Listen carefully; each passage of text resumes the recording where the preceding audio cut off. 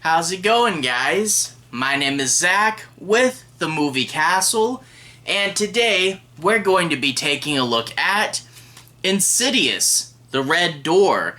This is a brand new horror movie, just came out July 7th, 2023, and put out through Blumhouse. This movie is directed by Patrick Wilson, the star of the Insidious movies, and this is actually his directorial debut. So, a pretty interesting choice of director there. Someone who definitely knows the franchise and characters, you could say that. This movie stars Ty Simpkins, Patrick Wilson, and Sinclair Daniel, and the movie's original creator, the first two Insidious movies, James Wan, stays on as a producer, so always cool to see him around as well. And this is the fifth Insidious movie. Now, if you guys haven't seen Insidious 3 and 4, don't worry, those were prequels, and you don't have to have seen them to jump into the Red Door, but definitely make sure you've seen parts 1 and 2. Those two movies connect, and this movie continues the story of the Lambert family, so you really do have to know at least Insidious 1 and 2. But that being said, this movie, bringing back the characters from the first two, really does act like a legacy sequel, which it's super weird to think of a James Wan movie having a legacy sequel, but it's actually been about 10 years since Insidious 2, and it is just really good to see these characters again and check in on them. I really do like it. The way this movie handles the idea of picking up characters 9-10 years later that have survived a very terrifying horror movie, it's an honest look at what their lives might be like. The dad and his son have a very fractured and strained relationship where they're kind of drifting apart, and because in the end of Insidious Chapter 2, they tried to suppress their memories, well, that in turn means that they have a lot of stuff that they haven't sorted out, So there's a lot of horrible things that, even though they try to bottle them up, are going to be coming to the surface. And their lives aren't perfect, but you can really see, it's an honest take on the trauma. And it gets you wondering how many other survivors of horror movies may not have, even if they survived the movie, may not have had great lives afterwards. It's a really interesting thought. It's very character-driven and a really interesting and thought-out take on those characters. But that being said, though, it is, in turn, because it is so character-driven, the scares aren't quite as intense as they should be. It's not as much the focus.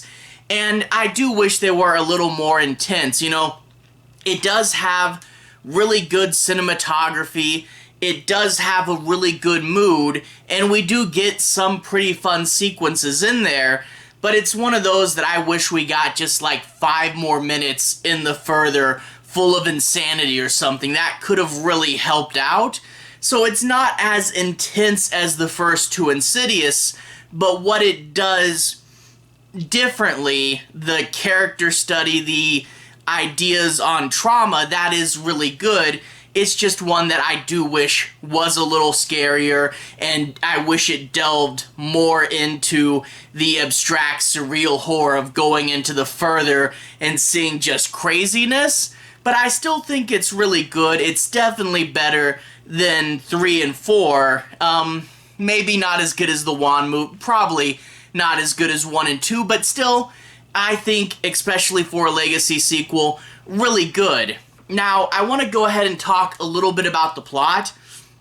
I'm not going to be doing any major spoilers. I'll be avoiding the end, but I do want to take a moment from here to analyze some of the plot points, because I feel it helps dig into and see what this movie's about. But again, I'll be avoiding the end. But I know with new movies, some people are really sensitive to plot information, so if you want to go in knowing next to nothing, go ahead and pause here. But I will talk in a non-spoilery way primarily about the setup. Anyway, we open up and we get a check-in on the Lambert family.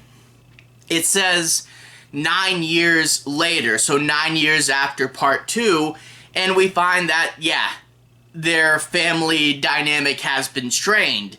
The dad has gotten a divorce and is living on his own, and he's not on the best of terms with his kid. They've kind of drifted apart, and you find out that his own dad wasn't there for him, and he wanted to be a better father to his children, and currently feels like a failure. Yeah, all that's pretty tough. He drives Dalton to college, and after he drops him off, they get into a little bit of a spat, and you really see that they're not in the best place. And you know, they do this a lot in movies where they come back for the sequel and you have to repair relationships that were established in the first one. But here, being a belated sequel to part 2 and all the craziness that happened there, you can really see that this is much more honest than a lot of times when they do that, because yeah, you go through something like Insidious 1 and 2 back to back, that's going to be something that you really do need to process, and of course, these characters haven't. So anyway, they drop Dalton off, and actually most of the movie is Dalton.